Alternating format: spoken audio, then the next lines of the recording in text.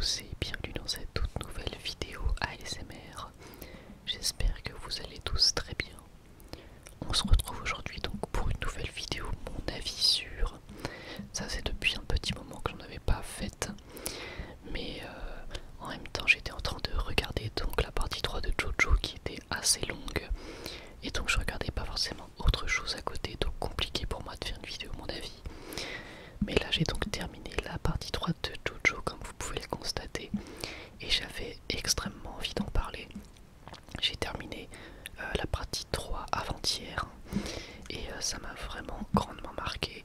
Et j'ai donc commencé la partie 4 hier. Mais bien évidemment du coup je n'en parlerai pas.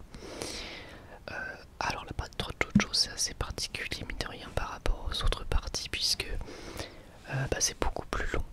Là on va aller vraiment dans une aventure type Neketsu. Donc on va avoir beaucoup plus un aspect shonen, on va dire un petit peu plus classique. Finalement dans la construction des épisodes, on va retrouver une certaine forme à chaque fois. Donc comme on peut retrouver dans certains animés comme dans Pokémon par exemple, où il y a toujours une forme et un pattern respecté. Même si évidemment ça change, mais enfin parfois ça change, mais globalement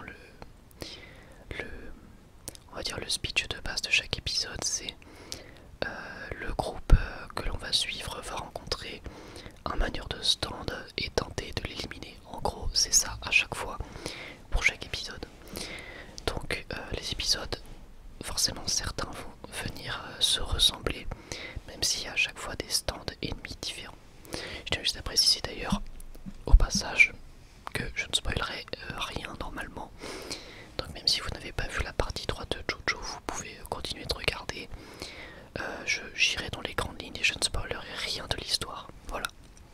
Donc, en revanche, malgré les épisodes qui se ressemblent, je trouvais qu'on avait quand même un rythme assez dynamique. Et malgré ce rythme dynamique, voilà, la saison est quand même assez longue. Ça fait 48 épisodes, je crois. Donc, c'est quand même pas mal du tout. Donc voilà, j'étais assez surpris déjà dès le début de comprendre les stands, de voir les stands. J'en avais entendu tellement parler que j'étais très curieux. Donc dès le premier épisode on va bien entendu mettre en avant les stands et nous faire comprendre que c'est ça qui sera la pièce maîtresse finalement de la suite de Jojo. Ça a l'air d'être le cas également dans la partie 4 de ce que j'ai pu voir du premier épisode en tout cas. Donc on va rencontrer notre nouvel héros Jotaro Kujo qui a 17 ans et qui est le petit-fils de Joseph Joestar. Donc voilà, donc toujours la même famille bien évidemment. Ça change pas et je pense que ça changera jamais. Enfin, je sais pas, j'ai pas encore tout fini, mais je pense que ça ne changera pas. Donc c'est une saison donc, qui est assez longue, mais qui est portée littéralement par les personnages. Le groupe, en fait, on va suivre un groupe, on va pas suivre un héros, contrairement aux autres parties où on suivait plus le héros qu'un groupe. Là on va vraiment suivre plus le groupe que le héros, très largement, très distinctement. Si vous voulez, Jotaro va pas avoir le beau rôle à chaque fois. Jotaro n'aura même pas spécialement beaucoup d'épisodes qui lui seront dédiés, ce sera plus des épisodes consacrés au groupe ou un personnage du groupe. Mais Jotaro au final est assez en retrait, j'ai trouvé, mais le groupe est extrêmement attachant. Et ça, c'est ce qui va vraiment porter la saison, je trouve. C'est qu'en fait, on va aimer assez rapidement tous les personnages parce que, comme dans beaucoup d'animés ou de mangas, quand tu suis un groupe pendant plusieurs épisodes, inconsciemment, tu t'attaches un petit peu à tout le monde. Donc là, on a un groupe de 5 personnes du coup. Donc Abdul, Joseph, Jotaro, Kakyoin et Polnareff. Et on peut dire même 6 avec Iki. Donc ça pour le coup c'est vraiment génial et j'ai adoré cet aspect là de groupe plutôt que de personnage principal. C'était vraiment très très kiffant. Donc on a un aspect épique et une démesure épique toujours présente dans les épisodes, que ce soit contre n'importe quel stand. On va toujours avoir en fait on va souvent plutôt avoir ce moment où les personnages sont au pied du mur et où une solution se déclenche avec la fameuse OST en fond qui se lance. D'ailleurs l'OST qui est incroyable, on parlera de ça après. Donc il y a toujours ce côté épique et voilà, ces moments où les personnages peuvent être au pied du mur et où on se dit là je sais pas comment que ça nous permettait de voir des stands très intéressants et très originaux, ce qui permettait des affrontements différents à chaque fois. Enfin différents, comment dire, ça dépend du type de stand en face.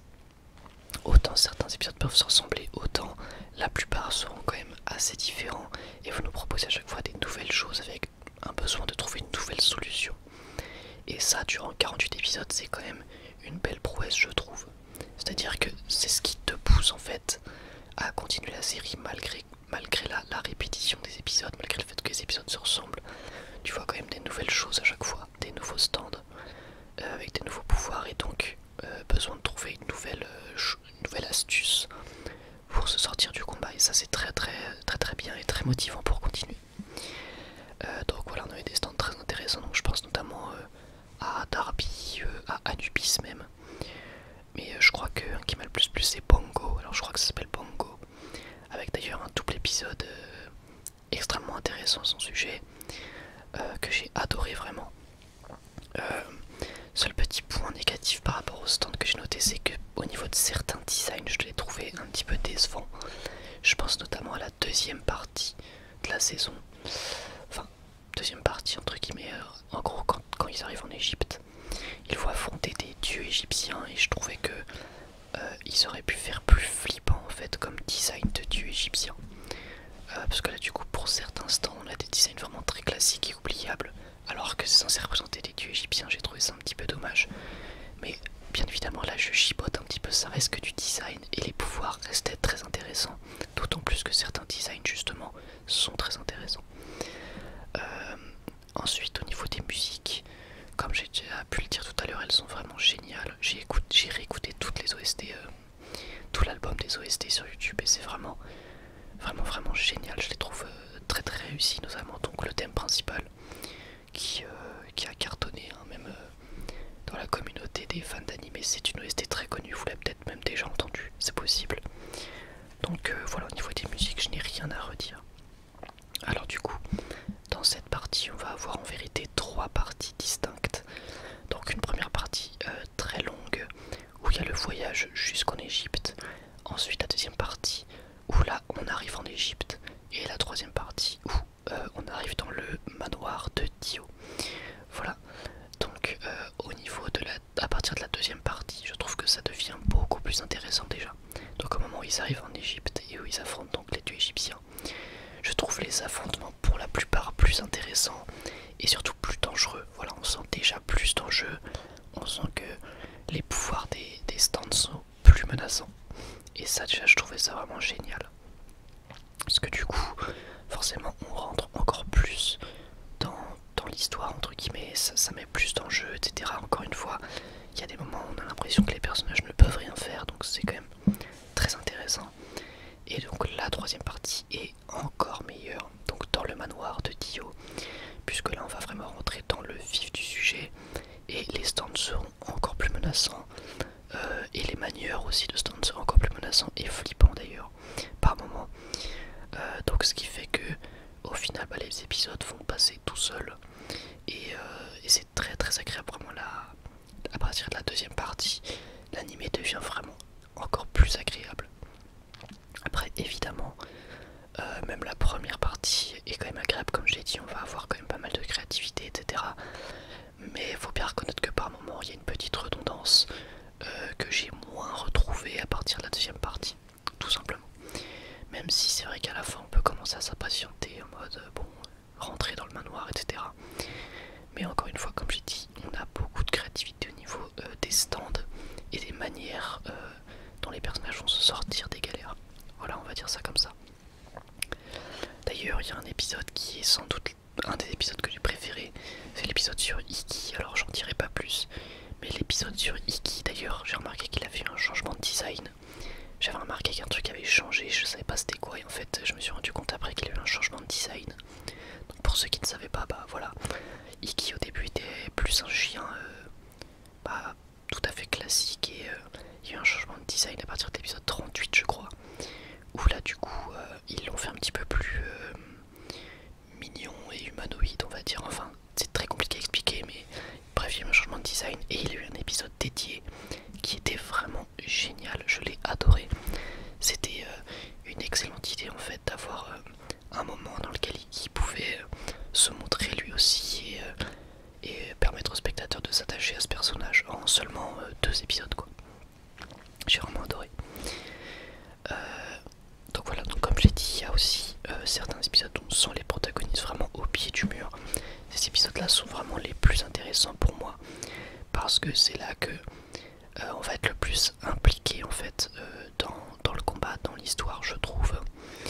Et du coup je trouve personnellement qu'il y a aussi dans cet animé, j'ai pas envie de dire contre toute attente, mais pas mal de scènes d'émotion au final, même si le groupe paraît assez froid et surtout plein de sang-froid. Donc et bien au final l'attachement qu'on a pour ces personnages font que on va avoir voilà encore une fois des vraies scènes pleines d'émotions et qui peuvent je pense en faire pleurer plus d'un. Alors ça n'a pas été mon cas, mais en tout cas c'est sûr que pour certaines scènes forcément qu'on va vraiment prendre parti et ressentir des émotions pour ces personnages qu'on aura suivis tout au long de l'histoire. Donc ensuite j'avais envie de vous parler donc de la menace de Dio qui pour moi était vraiment impressionnante.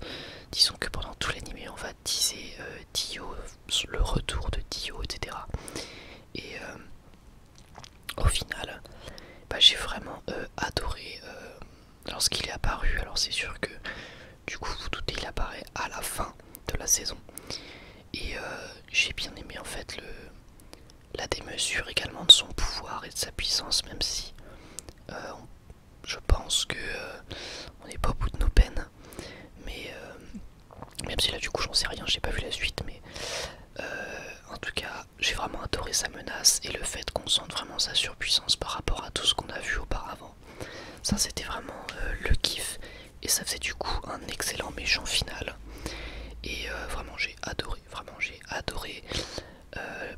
son pouvoir et à la limite encore une fois on pourrait dire que le design de son stand, peut-être pas le plus flippant, le plus impressionnant, mais là encore une fois je chipote puisque c'est compensé par son pouvoir qui est juste hallucinant.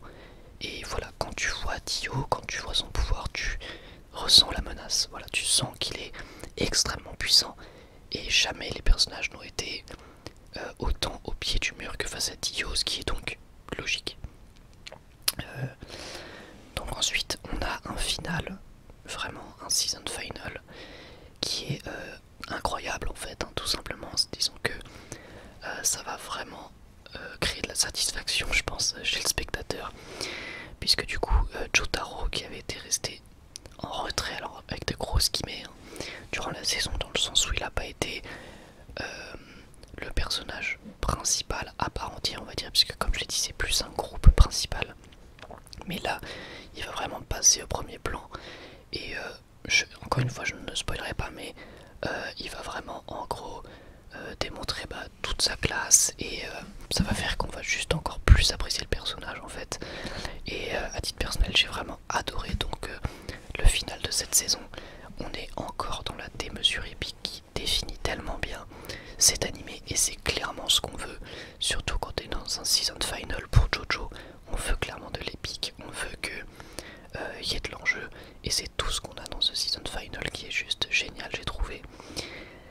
Et donc encore une fois ça ne fait que démontrer le charisme de Jotaro, puisque oui pour moi Jotaro est un des personnages les plus charismatiques que j'ai vu, tout animé confondu. Sincèrement j'ai vu énormément d'animés mais je trouve vraiment que Jotaro a un charisme et une aura autour de lui qui est incroyable. Pourtant on pourrait se dire au premier abord que c'est juste un mec qui veut faire le mec stylé, badass, etc. Pourtant je saurais pas comment vous expliquer. Contrairement à d'autres personnages qui peuvent être comme ça, qui me font rien ressentir, je trouve vraiment que Jotaro, il y a quelque chose. Et voilà, j'adore ce personnage tout simplement, je le trouve vraiment hyper classe. Et au-delà même d'être classe, et voilà, tu sens que évidemment c'est le personnage principal, il a bon fond, il est charismatique, mais du coup également, j'ai pas envie de dire héroïque, mais également bon en fait, il cherche seulement à faire le bien, mais c'est à sa manière. Et voilà, bref, en gros, j'adore Jotaro. Du coup, pour faire le petit bilan, pour conclure, et bien sachez que j'ai vraiment adoré cette partie 3 de Jojo. j'ai vu. Je sais pas si je l'ai préféré par rapport à la 2. Mais parce que c'est quand même, encore une fois, la partie 2 et la partie 3, c'est quand même des animés très différents, hein, clairement. Donc c'est difficile de comparer ces parties. Mais en tout cas, j'ai vraiment adoré. J'ai été conquis en fait par cet animé. C'est vrai que là, pendant cette vidéo, peut-être que je l'ai pas dit, hein, mais j'ai vraiment kiffé cette partie. Et c'est vraiment grâce au groupe et grâce à la créativité dont va faire preuve l'animé par moment. Par la démesure épique également que j'ai adoré. Et voilà, ce qui m'a fait le plus kiffer, c'est vraiment ce groupe, ces personnages qu'on va suivre, qui est juste trop attachant. Et voilà, j'ai tout simplement adoré cette saison. J'en attends beaucoup du coup de la suite, parce que bah, il me reste encore 3 ou 4 parties à regarder. Je crois qu'il doit y avoir 6 parties de JoJo en animé, un truc comme ça pour l'instant. Donc voilà, j'ai hâte de voir la suite. Ça annonce que du lourd, surtout de ce que j'ai pu lire sur internet, même si encore une fois, ne spoilez rien de la suite s'il vous plaît en commentaire, sinon je serai obligé de vous bannir de la chaîne. Ça serait quand même pas très cool, mais je vous fais entièrement confiance, il n'y a pas de problème là-dessus. Voilà, donc en conclusion, j'ai surkiffé JoJo partie 3. Et bah voilà, tout simplement, ça va être la fin de cette vidéo. J'espère qu'elle vous aura plu. Si c'est le cas, bien n'hésitez pas à laisser un petit like, ça me fait toujours grandement plaisir. Et puis moi je vous remercie encore une fois pour tout votre soutien, comme d'habitude, puisque vous êtes de plus en plus à regarder mes vidéos et à me faire part de votre soutien tout simplement. C'est quelque chose qui me touche beaucoup, donc encore une fois, merci à tous d'être là. Et puis moi je